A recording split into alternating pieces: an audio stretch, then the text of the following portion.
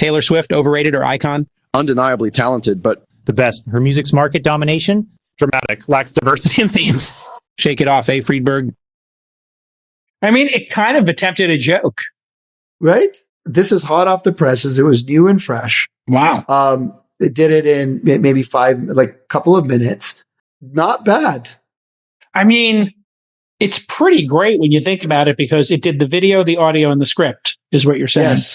Yes. So this is like the whole complete, and it didn't do a full episode, but if it can do 9 seconds, it'll be able to do 90 seconds next year and 9 minutes the year after, and then 90 minutes the year after that. So this is unbelievably good. This Week in Startups is brought to you by Vanta. Compliance and security shouldn't be a deal breaker for startups to win new business.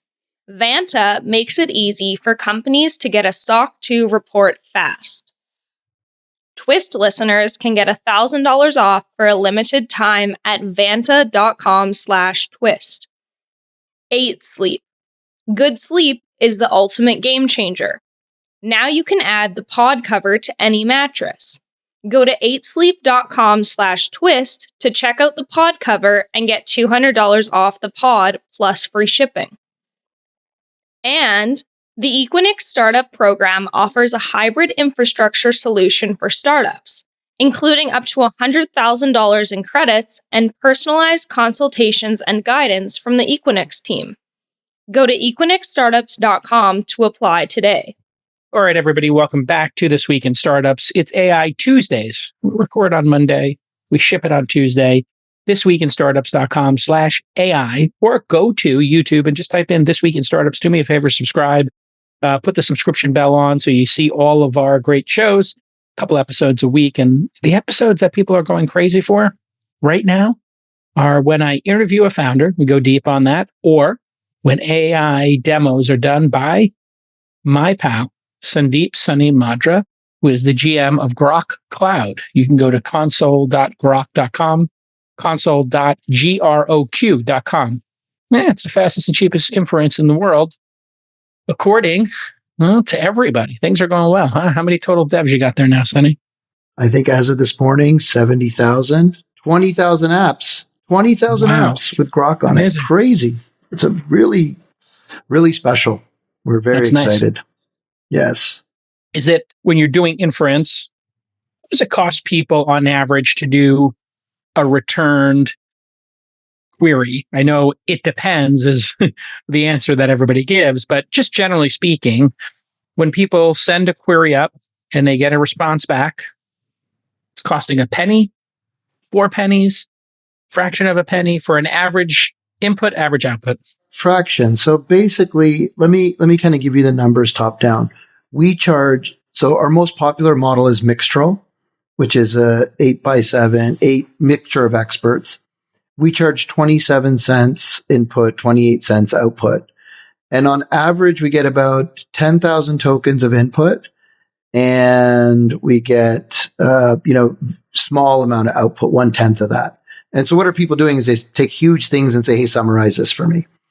And it's, like I said, it's 27 cents for a million input tokens. So it's fractions of that. So like I say, if you take 1 million, divide it by 10,000, that's kind of what you're looking at, right? 10,000 divided by a million, that's what you're looking at in terms of cost. So fractions of a penny. Okay. So when we talk about the disruption that Google might face and the increase in cost, are you part of the camp that we saw last year? I think Bill Gurley was saying, and Brad Gerson were saying a bunch of this, like, you cannot make Google search work at scale yet because it would bankrupt the company. They would be spending more per search than they were making. Yeah. Is that still true in 2025? Well, it's moving down quickly. So let me kind of give you a rough sense of where costs are at. The best open source model right now is Mixtral. Mm-hmm. The cost to run that's about 27 cents per million tokens. Then if you look at GPT-4, it's $10 per million token input and $30 per million token output. So it's on the order of, I'd say 50 times more expensive on the output and then 150 times more expensive, 50 on the input and 150 times more expensive on the output. So we've already seen the prices come down that much with open source. And I think that'll be the key. Smaller, more efficient models will be cost effective to do search. And, we're going to see that today. We have a lot of search examples coming up, and it's a really good insight that you're kind of queuing up for us here. Yeah, if you look at Google, there was somebody who did a really nice analysis, semi-analysis. Let me pull this up here really quick because it's important for our discussion, I think, to be honest about this and to track it. So Let me share my screen real quick here and I'll show you this. And this is from February of 2023. This is well over a year old right now. So if we look at this, revenue per query, currently Google makes a penny and a half, 0.0161 revenue from a query. They took all the queries that they estimate that Google does, and they just divided their total revenue by it, I guess. And they say the cost per query is 0.0106. So they're making about 0.0055 per query, queries per second, 320, annual revenue, 162 billion, annual cost, 107 billion, operating income, 55 billion. And then if you were to do this for ChatGPT, they say it would cost per query 50% more. So even at the same amount of money, it would basically eat up massively Google's. So crush Google's efficiency. So this is a year old. What are your thoughts? Yeah. So from that time already, so when that was launched, we didn't even have ChatGPT 4 or GPT 4. And so we've already seen GPT 3.5 come down 100x in price. I sort of am in the camp of, one, we should get Dylan to rerun that analysis with the latest open source pricing. I think that'd be a fun exercise. And I fundamentally believe that people are already taking advantage of that cost reduction that's happening. And, if you look at something like Perplexity, who we're going to talk about today, they have 50 million active users already. That's scale now, and they can run that. And I think that's pretty impressive from their standpoint. And I think fundamentally aligns to what we've seen with cost reductions happening in the inference space. So it's basically happening already, thanks to the inference cost, thanks to open source models, and ChatGPT, of course, has they keep reducing their costs or what they charge 90%, right? Seems like they do that every year. They cut out 90% of the cost. Yeah, I think someone was saying there probably needs to be like a new Moore's law because it's moving. It's like, Moore's law was like doubling every 18 months. Mm-hmm. This is like coming down 10x every 12 months. It's really crazy. Sense. Yeah. Yeah. It's just compression. It's the discount for using this hardware just is unbelievable. And that means people will be able to do crazier and crazier offerings for free. So if you remember the YouTube moment, before YouTube or Dropbox, storing stuff on the web, especially video, large files, was just an impossibility. And big data was an Achilles heel for most companies. If they started storing a bunch of data, they just had to start deleting their log files. Remember those discussions? Hey, we got to delete these log files because, or we got to compress them, put them in offsite storage. We're never going to use them. What are we going to do here with all this data? And then, of course, cloud computing followed its own type of Moore's law, although slower. And we saw the cost of storage go way down. So these things are happening in parallel. So somebody will be able to offer things for free that people were previously paying a lot of money for. I completely agree. And look, we've seen a lot of this throughout our eras. And sometimes you have to just remind yourself how cheap storage got, right? And you can buy a 10 terabyte drive for $100 now, right? It is truly, insane. If you look at the cost of hard drive storage, it is nuts. It has just come down and down in cost. It is nuts how much it costs. Average cost per gigabyte since 2017. Let me share this. This is Backblaze, which is a backup service that is popular with some folks. Yeah. Here is storage. Backblaze average cost per gigabyte since 2017. Now they buy a lot of drives there. And what you can see is the cost per gigabyte started in 2017 This is 2017, right? I'm not going back to 1997 or anything here. Yeah. It was at 32 cents. And it's now it hit 15 cents just in 2022 or so. So it went down more than half in the last 5 years, which is truly astonishing if you think about it. Yeah. Wow. Yeah. I would love to get a longer. You can't even, probably the arc is too big. I mean, I'm just on Amazon looking at a 10 terabyte hard drive. It's $200. Yeah, it's nuts. Just getting like some really. That's 10,000 gigabytes, J-Cal. That's unbelievable. 10 terabytes, $195. That's just wild. That's 10,000 gigabytes. It's nuts. So you have to divide this number by 10,000 to get the price per gigabyte. What would be interesting to see over time also is like, what's the hosted cost with electricity and everything just fully baked, like a terabyte in the cloud. What does it cost? 10 terabytes in the cloud. What does it cost? The hard drive is now, it seems, one of the cheapest parts of this. The physical hard drive now is so affordable. My understanding is in a lot of these storage facilities, when one of these drives goes bad, they remotely turn it off, but it's not worth the cost of going into the rack and taking it out. So they just power it down and they just leave the dead thing. They leave the carcass in there. And they just do a sweep at some point, right? At some point, they probably, when they're going to take the whole rack out and upgrade it from 4 terabyte drives to 10 terabyte drives, that's when they decommission it and they just don't even worry about it. That's what somebody who's in the rack space told me. Listen, a strong sales team can make all the difference for a B2B startup. But if you're going to hire sharks, you need to let them hunt, and you can't slow them down with compliance hurdles like SOC 2. What is SOC 2? Well, any company that stores customer data in the cloud needs to be SOC 2 compliant. If you don't have your SOC 2 tight, your sales team can't close major deals. It's that simple. But thankfully, Vanta makes it really easy to get and renew your SOC 2 compliance. On average, Vanta customers are compliant in just 2 to 4 weeks. Without Vanta, it takes 3 to 5 months. Vanta can save you hundreds of hours of work and up to 85% on compliance costs. And Vanta does more than just SOC 2. They also automate up to 90% compliance for GDPR, HIPAA, and more. So here's your call to action. Stop slowing your sales team down and use Vanta. Get $1,000 off at vanta.com/twist. That's vanta.com/twist for $1,000 off your SOC 2. So let's get started. Let's do some demos. All right. Okay. So what we're going to start with actually is just a little level set on where things are at, because we had a shift in moment last week. Mm-hmm. And so this LMSYS chatbot arena leaderboard is generally considered the gold standard for chatbot experiences.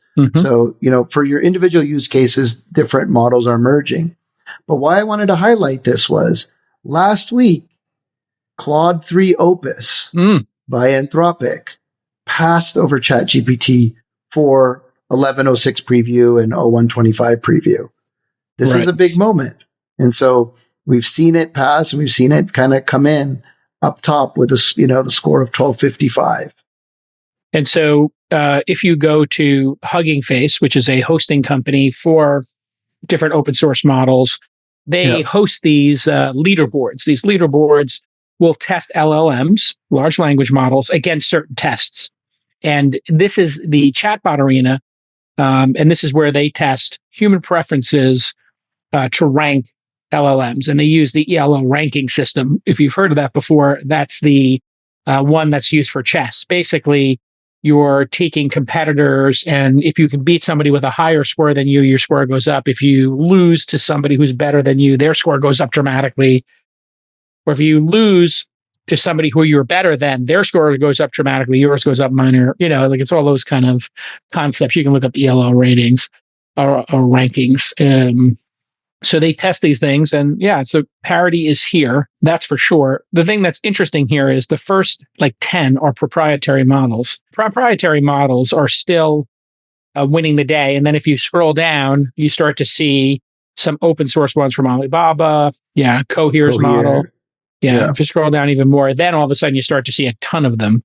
Mistral, etc., Llama, and other ones that are out there. This is a fine tune of Llama 2. So you're starting to see different ones. But it's really interesting what we're starting to see happen here. Yeah. So what do you take from the fact that the top rankings, the 1100s or more, are still primarily proprietary models? What does that tell you? Well, I kind of see 2 or 3 different things in here from my perspective. One, what this is showing us is these folks are training with data sets that are above and beyond what's available in the public domain. And that's what's making them better. Now, that could be things that they've licensed. It could be synthetically created data. We don't know. 2, what it also means is they may have more humans involved in the loop to improve the experience with humans. So more reinforcement learning with human feedback, right? Yeah. And so people who know, Claude is Anthropic's model. So the company Anthropic, you keep reading about, that Amazon just did their second investment tranche. Their second tranche of an investment. That is the makers of Claude. And you can try Claude.ai. What this is saying, to be clear, is people like Claude as a chatbot, and it scores head to head with other services higher based on this ELO ranking. Yeah, that's what we're. That's a good way to put it. And so, what it also means is that, and the last thing I'd say is, no one has a lead that's insurmountable. Yes, that's the most important takeaway, perhaps here. Okay, so let's keep going. Let's do some demos. All right. Let's do some demos. Okay, so what we're going to do today is we are going to actually dive into, and J.K., you have like a really, I don't know if because I don't think you even read some of these notes coming in. So I'm really blown away by how you have this like knack to pull this off. But what we're going to do today is the segues. Well, it's not even the segues, because we were talking about this as we were leading into this. So what we're going to talk about today is we're going to do kind of 3 examples of, let's call it, modern answer engines. And so the first is U.com. Are you familiar with this? Yes. U.com is, making a ChatGPT Google-like competitor. Yes. And so the query that I've been using with these folks is, what is the chance the Warriors making the playoffs? Right. And what's interesting is, one, we can see here, obviously it comes up with an answer and it pulls some different data sets. And I think these folks are doing like a really interesting job. Clean UI. They come up with an answer. They provide the references on where they got these things from. Right. So they do citations. The first citation comes from the Mercury News, or the local paper in the Bay Area. The local paper. And it says Warriors, gives the Warriors a 48.6% chance of reaching the playoffs. Most likely through the play-in tournament. And the Ringer gives the Warriors a 92% chance of making the play-in tournament and a 26% chance of making the playoffs. In other words, not having to do the play-in tournament, being 6-seeded or above. So the question is, are these accurate, or where did these come from? These could be before the season even started, let alone with 10 games left in the season when we're taping this. Yeah. And so, they allow you to kind of click out and you can go see where this came from. And this article you can see here is from a couple months ago now, right? So maybe not the best shot, right? And so look, I really like what these folks are doing, but I have an overall theme here. The next is we'll go to Perplexity. And one thing I want you to really notice here is that they're kind of, which I'm going to call this out on purpose because I think it's interesting. What these answer engines are doing is they're having to use someone's search behind the scenes. Yes. Because they haven't gone and built their own search index. They're not doing the crawl of the web. So they're either doing a Google search, maybe they're using Brave, has a search API out right now. That's really good. Exactly. OpenCrawl is no good. That's old. That's just done every month or so. So that's not a live search engine. Yahoo no longer has SearchMonkey. Bing, I think, has a search API.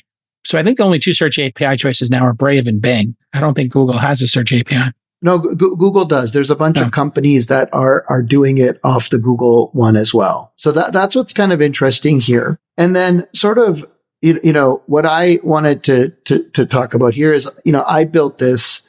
Make sure we below it. So it is, what are the chances of the Warriors making the playoffs?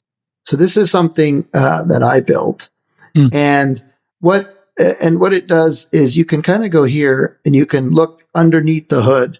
I use actually SERP API.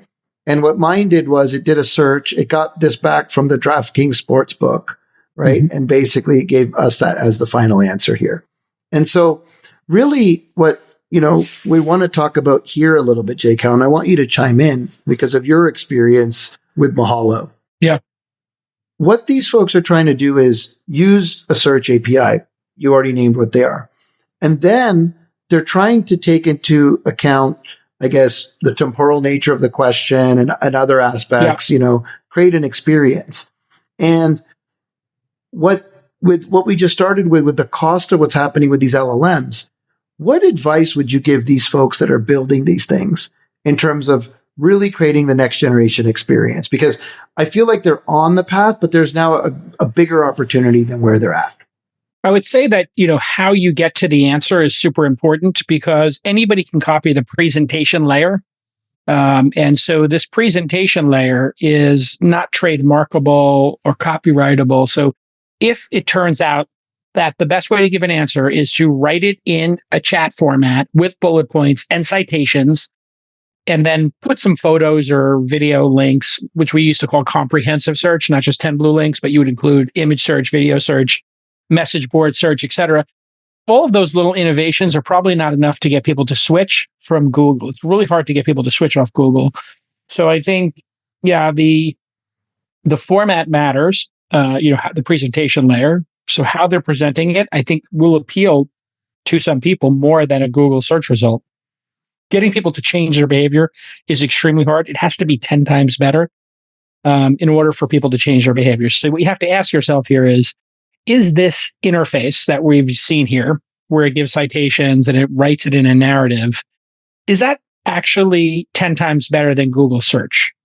If it's not 10 times better, I don't think people switch. And so these become, I don't want to say roadkill, but essentially it's not enough for people to switch their usage. Now, 1 percentage point of search used to be worth $1 billion in market cap. I don't know what it's worth now because you take Google's market cap and then take out stuff like YouTube. It's, 1 point of market cap might be 10 billion now, right? It might be $1 trillion market. So I'm going to pull up two things here. This is my Google that doesn't have access to the latest. And this, it's the same exact question. Yeah. This is terrible. Google has fallen really far behind. So where did it get that answer at the top from? That looks like it was taken from somewhere. Well, it's right here, right? About featured snippets. Mm-hmm. What people need to understand about snippets is Google will pull data and format it. It used to be called one box. Now it's called snippets from somebody's website. This is a very controversial thing, but nobody really stands up to Google about it. But as you can see, they've intercepted you from going to that source. So the question is, will that source allow that to happen over time? I don't know the answer to that question. Yeah. But what I'm really struggling with, J-Cal, just going back here, is that between the startups and between Google is really falling behind here. Because whether I'm here and I ask the question about what are the Warriors' chance of making the playoffs, and I get a bunch of references and some may be out of date, or if I'm over at Perplexity, which does a better job of pulling in and showing me the dates from different. Here in the Perplexity one, they understood that they should put the date, which is a presentation level thing. Just whatever the article says, the publication date was, show it. So that's a smart thing. When they're doing references, they said always include the date. The date here says the first one is March 5th. They have a 42% chance of making it. On March 26th, Basketball Reference said a 26% chance of making the playoffs. Now, and then you also have the definition. If we talk about the playoffs or the play-in, right? So that's a very odd, unique thing. The play-in tournament gets you the last two slots in the playoffs. So, this is one of those searches. You picked a really good search because getting the proper answer is hard. So, you might argue that Perplexity and you.com presenting it, or Yeah. ChatGPT with Bing support, or Bing's doing it, would be a better experience for this query. And this is a really unique query because the data changes every day. And, there's not a live data feed. Now, if you said, what's the stock price, of Tesla, or what's the stock price of Microsoft, Google is going to nail that. I don't know if these services are going to actually do very well on that. If you ask it, hey, what's the price of Tesla stock right now? Let's see. Yeah, so I just did Claude, and I don't have the top version, and it's not giving me anything. It says, unfortunately, I don't have access to live stock data. So they haven't even put a live stock data feed into some of the stuff yet. What does it do when you ask those two? I'm actually, I just asked Perplexity, so let's pull it up. And I think they've done a good job with these live resources. So it says 173.81. And if I start putting a citation on it, that means it's not taking it from a data feed. It's taking it from that's accurate. It's 173.76. So that's accurate. Yeah. ChatGPT 4, I asked it, what is the stock price of Tesla? And the current stock price of Tesla is 173.32. So interesting.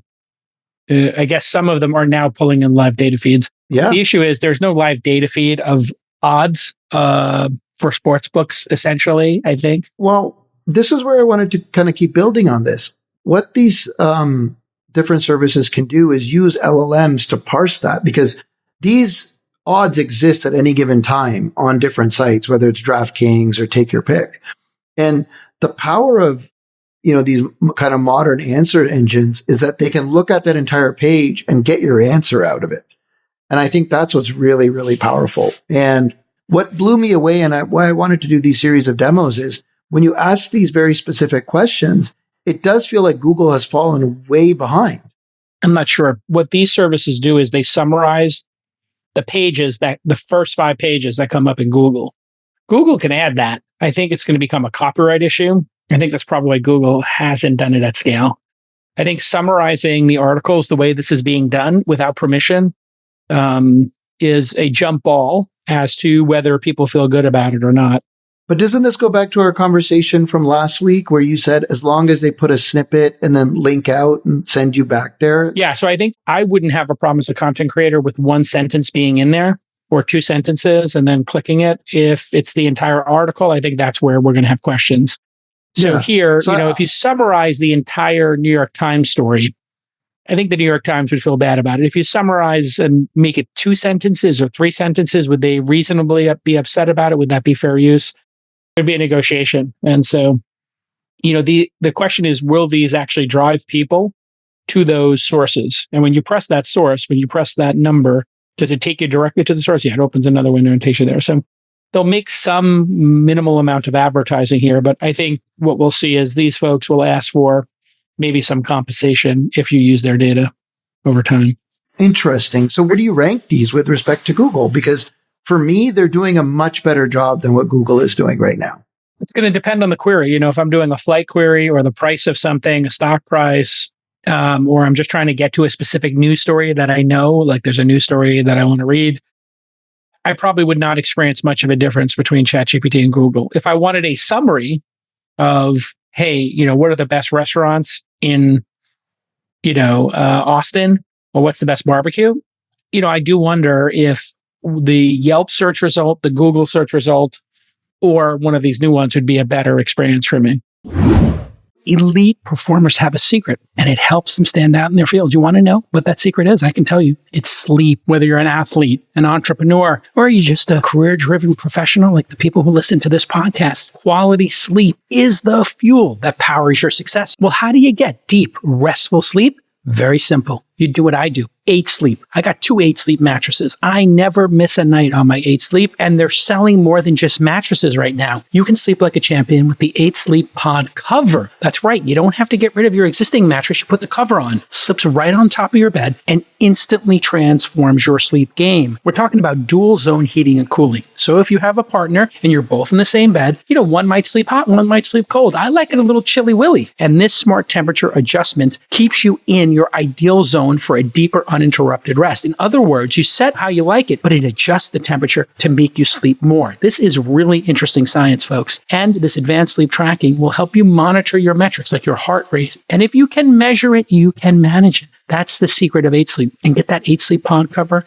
Fits any mattress. It's going to work well with whatever you got. And when you maximize your sleep, you maximize your potential. You know that. So whether you're having sleep problems or you just want to optimize, here's your call to action. I want you to invest in the rest that you deserve. Go to 8sleep.com/twist and get $200 off the pod cover. What a great deal. 8sleep.com/twist for $200 off the pod plus free shipping.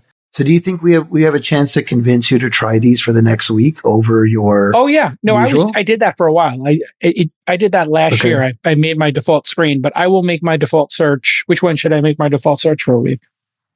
I think maybe like Perplexity. For like to me, I think look, they're very similar. So I would give them the same grade between you.com and Perplexity right now. I give them a B. I give them both a B. I think it's like. Wait, and where's the room for upside for them? Because I'm a bit higher. What can they do on upside? I think it has to be correct data, and so I think I don't trust it. I think it was very misleading, the first one you showed, because it didn't have the dates of the stories. So I think their summarizing there was quite wrong, because they presented 4 different sources with 4 different pieces of information, but they didn't say, as of this date, this is the chances as of this date. So Perplexity seemed to actually get that nuance. So I give Perplexity a B+. I give the other one a C+. I'll give you a C+ for this query. So you didn't like that they didn't put what these were and what you liked? Well, I just don't think it's the correct answer. I think they're kind of leading you down the wrong road. They're actually confusing they're potentially confusing the situation. And again, you picked a really wonderful query because it's a confusing query. It's kind of like the query of like, how much does it cost for a flight between these 2 locations? It's like, it depends. Depends on what time you want to go. It depends on if you're in business class or first class. It depends on if you want to travel, at Monday morning at 6 a.m. or you want to go in the middle of the day. Like, all of these factors come into play. And I think that this is where, these language models could ultimately have a massive advantage, is that they might actually think about the second and third search and kind of pull that in. And so if you say, hey, what does it cost to do a flight?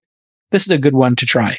How much is a business class flight between San Francisco and Dubai? And this is like really getting the right price on this. That's one that takes a little bit of work, right? Because you have all those sub questions: which airline, what days. Where I was going to go with this with you, let's see what result you get. But Jason, what is your, if you were trying to look at Warriors odds to get the playoffs, because we want them to get in, we want to see our boy Draymond just, have another shot at it. We know once they're in there, everything changes. Yeah. What is your process? Because again, I keep coming back to Mahalo. Like, you've thought about this before. So and obviously it's changed, but what is your JCal algorithm for figuring out what the best odds are right now? What would you do? Yeah, I would just take odds of making the NBA playoffs. I wouldn't put the Warriors in there. And then I would try to find a website that had the playoff, and the odds there. So if you just type odds of making the NBA playoffs into Google, it'll take you to playoffstatus.com and sports betting dime. So those playoff status is the one who they did the one box off, by the way. In the example, so playoff status seems to be the best result. And that's what I would do. I would try to find a website that had those. You think it's the best result, or they paid for that? We don't know. No, you don't pay to be in one box. One box you can't pay to be in. So that's like, you have to earn that editorially. I think because this is a single page with a nicely formatted table, that's why this one wins. This is why that one wins the Google SEO reach. Having a domain name that answers the question, like their domain name, playoffstatus.com, answers the question. It's like they took the time to get that domain name. Therefore, and it's a single purpose. When you go to the homepage, it just gives you the exact probability, which is wild when you think about it. Interesting. It's also wild that my Knicks are ahead of the Warriors in the Eastern Conference. We are like 10. Not bad. 2% chance of champions, 5% chance of the finals, 16% conference champions. Round 2, 52%. Round 1, 99%. We know we're going to make the finals. Well, your boy Jalen Brunson's got to stop trying to get his stats and get wins instead. Oh, come on now. No, he only we have 3 starters out right now. So when we have 2 or 3 starters out, it's really hard for us to. We have 3 starters out. It's the fact that we're still in it. So that's what I would have done. I do think these things have great potential. So I think in another year or 2, this will be a very interesting conversation. And can you change people's habits? Do people just like getting the 10 blue links, the 1 box? And then does Perplexity's app and, is it too much information? People like the process of just, being transported to another website or getting a quick answer in the 1 box. I think you're boomerang yourself here, J. Cal. I think people might be. I think people just want the answer. And I definitely think people just want the answer. I'll agree with that. The question is that answer correct? Is I think the key issue, and is summarizing a bunch of web pages the best way to get the correct answer. I don't know that it is. I think going to data sources is going to be the way to get the correct answer. And that's where data source relationships are so important. Having live sports scores, weather, getting all those data sources together is going to be, and having a licensing arrangement with them would be really great. One more double click though, J. Cal. When we look at that, what you're just talking about, the playoff status.com. Yeah. Are they pulling those in from other sources, or is this just because I find that really interesting? Or versus, DraftKings or something like that, any of the sports makers, like, odds makers like Vegas, they really nail it over kind of the mathematical chances. It's a great question. Yeah. Okay, cloud computing has revolutionized startups over the past decade, you know that. But the reality is, hey, a fully cloud-based solution is not right for every startup. Sometimes a hybrid solution is your answer, like if you're working with sensitive data that can't be trusted to the cloud, or if you need to connect to multiple cloud providers at once, or maybe you just want a much more cost-effective solution. In that case, you need to check out Equinix. Equinix Metal will give you direct access to physical servers, but you still get all the benefits of the cloud. So no need to rack and stack your own servers. No, Equinix provides on-demand infrastructure in over 25 major cities. And here's the best part. They have an amazing startup program for you. The Equinix Startup Program offers personalized consultations and guidance from the Equinix team. And of course, you'll get up to $100,000 in startup credits. So here's what I want you to do. Head to equinixstartups.com to apply. And when you apply, James from Equinix is going to reach out to you directly. That's equinixstartups.com to apply. EQUINIX startups.com. The sportsbettingdime.com is like the number 2 result. And it seems like they're posting articles. So again, is it data or is it an article is a key piece of this. Yes. And so, are you, and it's pulling together. It's interesting. This website is pulling sportsbettingdime.com is pulling odds from other sports books. So they're intercepting traffic, I think, and their ads are all sports books. So, that game of SEOing and intercepting traffic for data and then clicking through to get an ad, I think that whole game could be coming to an end. Yeah. And those ads, by the way, are served up by Google. So when you start thinking about what's really happening here, Google has had an incentive to keep things inefficient. I'll explain this here on an SEO basis. If you're not looking, this is an article from March 26th. It's April 1st when we're recording this. So this is an old article, but it came up as number 2 in the Google search rankings. So pretty good job of Google to find this article.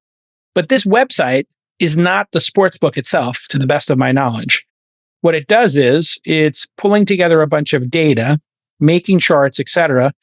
And it says odds of March 26th at Bet365 Sportsbook. Odds makers, right. Odds makers. Proper odds makers. So they have ranked above that group because they don't have to do all the work that Bet365 has to do of running a sportsbook. All they have to do is SEO and make a page that's better than sportsbooks to intercept them in the Google search. And sure enough, when you scroll through this, what do you see? Here's an unlabeled ad. This ad literally has no label on it, but it says get promo. And you can see, and by the way, that's against the law to do that technically, to have an ad without an ad label, but I guess it's a partnership. Maybe it's in their terms of service somewhere.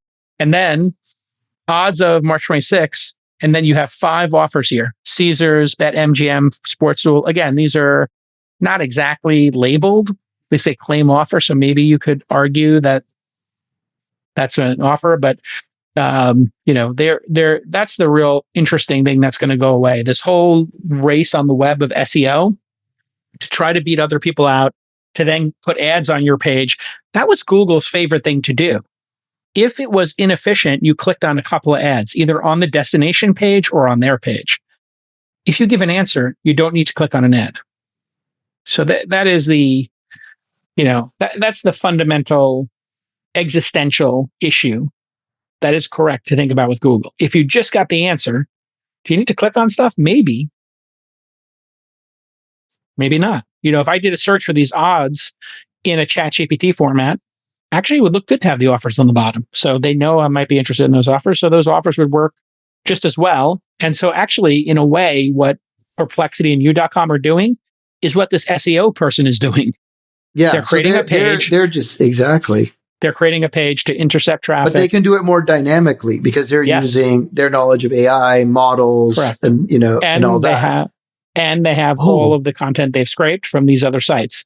So like everything's eating its tail. Well, they didn't scrape anything. Let's be careful, right?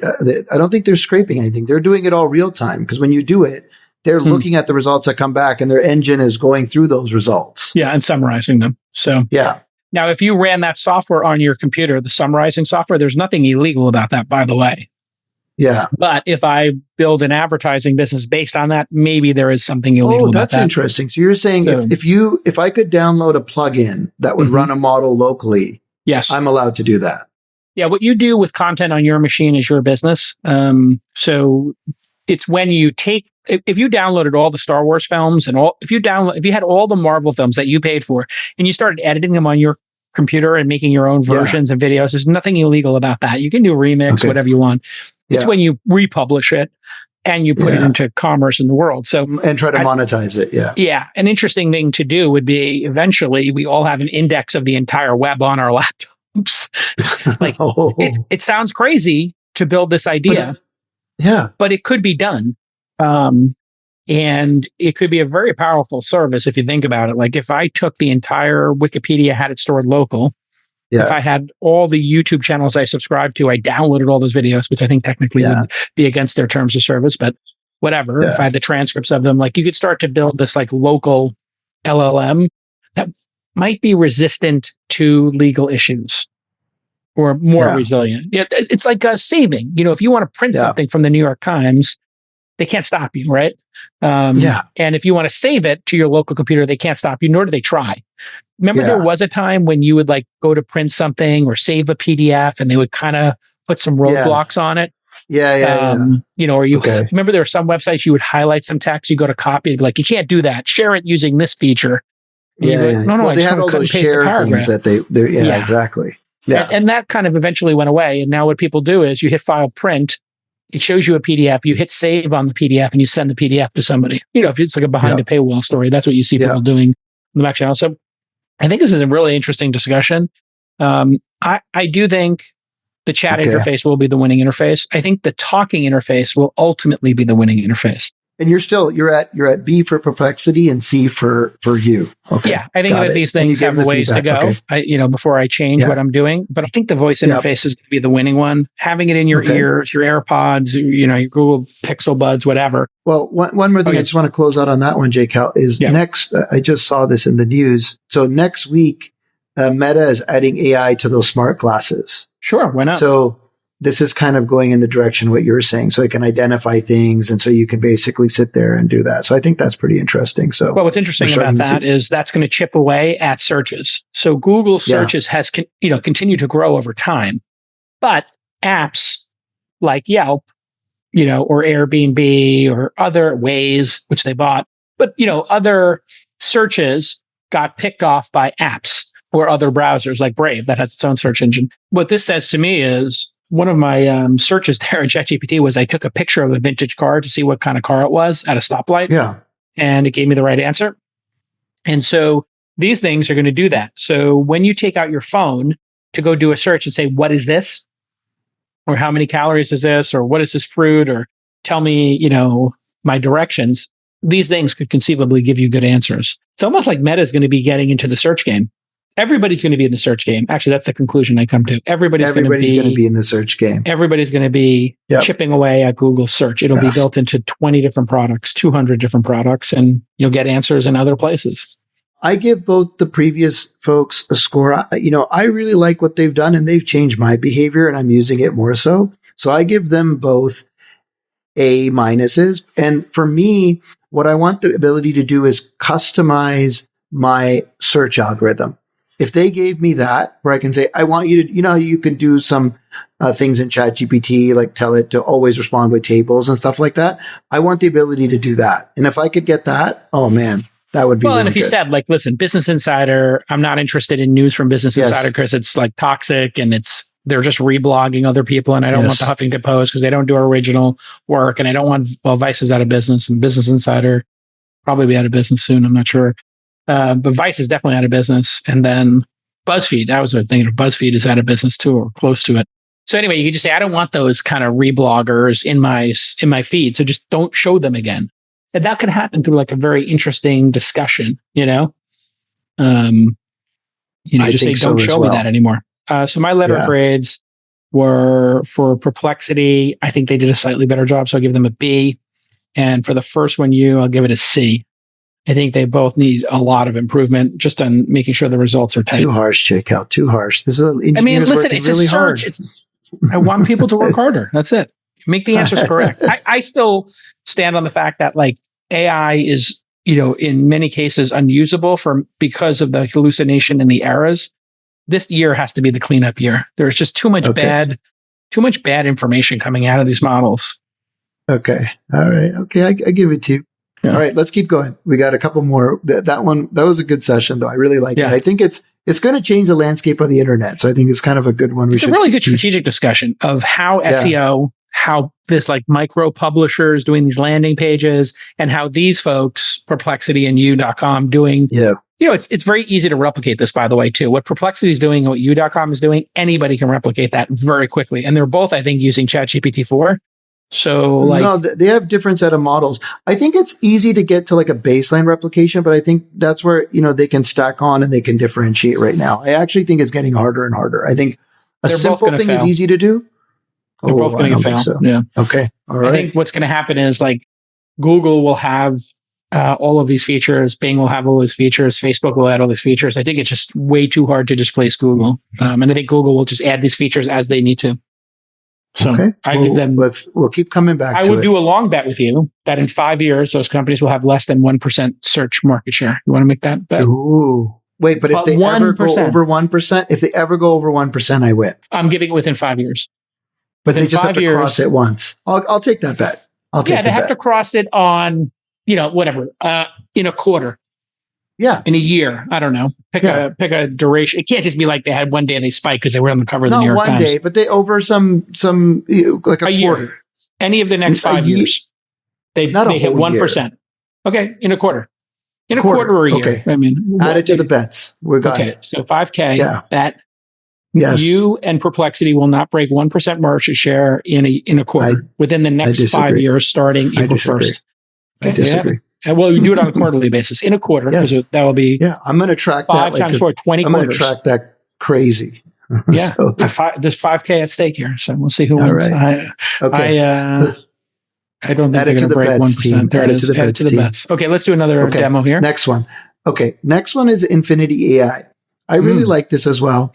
This one is one of the ones where they basically don't have a UI. You have to do it on Discord. And so what I did was I said, do a short clip of the All In podcast where they debate about Taylor Swift. Okay. It was kind of interesting. And what we're going to do is I'm going to play this. So this was my prompt. This is the short. And this is called Infinity AI? Infinity.ai, yeah. And basically, I'm going to play this for you. Ready? And these folks use Discord because you don't have to replicate a chat infrastructure. You can just use their chat infrastructure. So what Discord does is it kind of interestingly brings like community chat all kind of mixed into the same thing. So it's like, it'd be like back in the day launching your app on ICQ. So if you launched it there, like people can start talking about it and using it and connect it. So create some virality to it. Smart. And it's really good in the early days because people are just always doing it. So ready? I'm going to play this. Taylor Swift, overrated or icon? undeniably talented, but The best. Her music's market domination, dramatic, lacks diversity in themes. Shake it off, Friedberg. I mean, it kind of attempted a joke. Right? And look, this is hot off the presses. It was new and fresh. Wow. It did it in maybe couple of minutes. Wow. Not bad. I mean, it's pretty great when you think about it because it did the video, the audio, and the script, is what you're saying. Yes. So this is like the whole complete, and it didn't do a full episode, but if it can do 9 seconds, it'll be able to do 90 seconds next year and 9 minutes the year after, and then 90 minutes the year after that. So this is unbelievably I think your framework good. is right. The time frame is going to be a lot quicker. But 6 months, every 6 months. Yeah. You know? Yeah. Okay. So in 6 months, it's 90 seconds. And another 6 months, it's 9 minutes.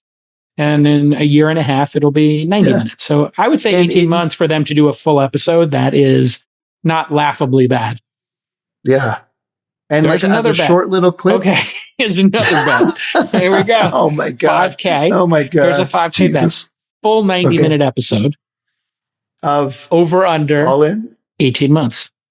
Can do a full episode that is like actually watchable. Wow. And you would like watch the episode because it would be funny and intelligent. Oh my God. You know, it wouldn't be stupid, just nonsense. Like this was almost watchable. Like you'd almost want to say, I'll keep listening because it was, you know, like I kind of wanted to hear more. I was like, I did want to hear more. Like, where's this going? This discussion. It's kind of appealing.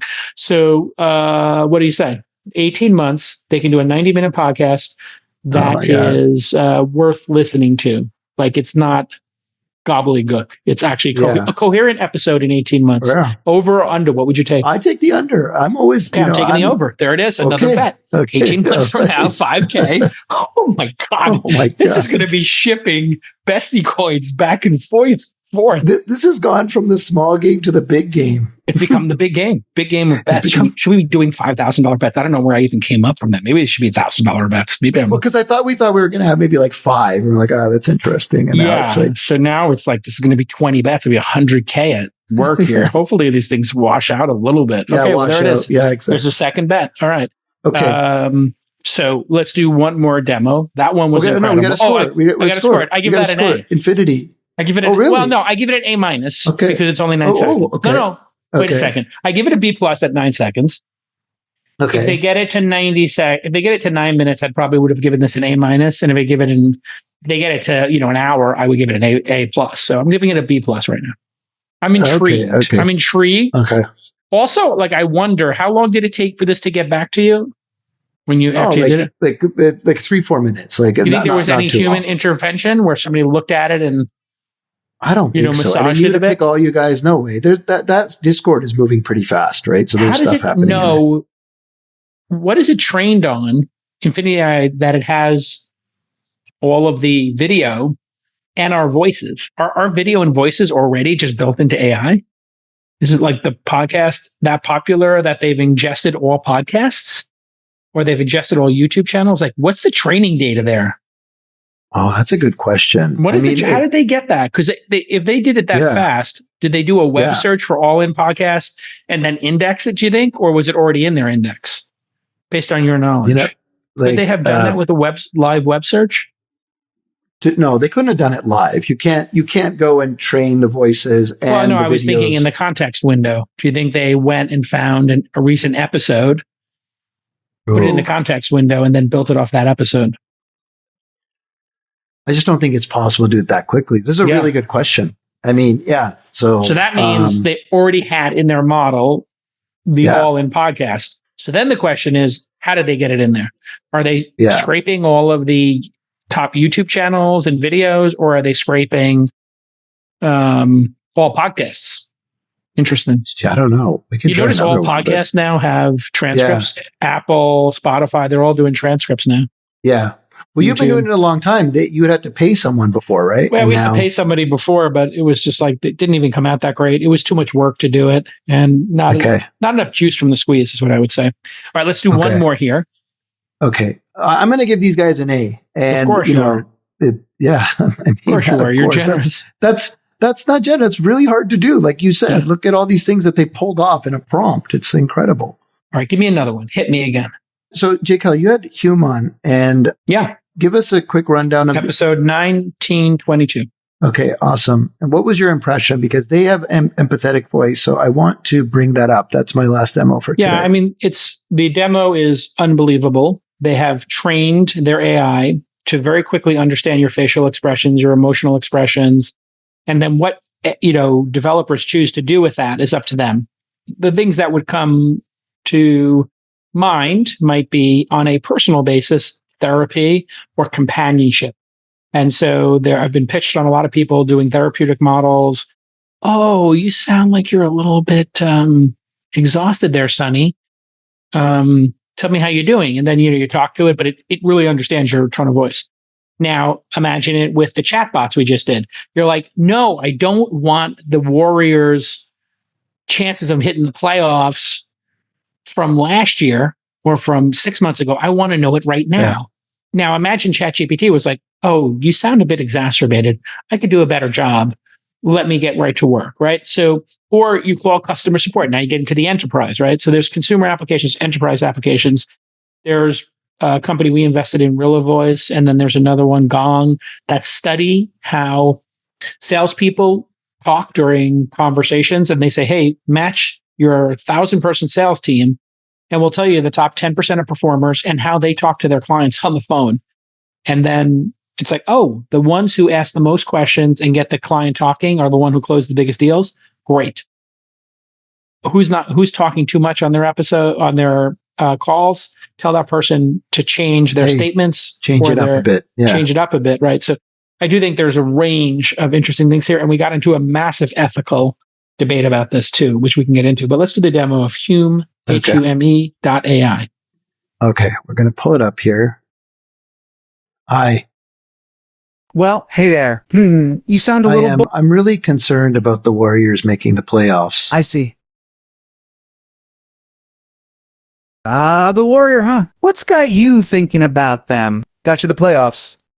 For those people who are listening, It's telling you what top 3 emotions Sonny is, conveying with his voice. And it's really spookily accurate. And then you can pick personas. And so imagine you were calling United and you were frustrated, and it knows you're frustrated and it knows you're like platinum status. It's like, Sonny, we really appreciate your business. We know your platinum status. We're going to work this out for you. Your bag's lost. We know that can be incredibly frustrating.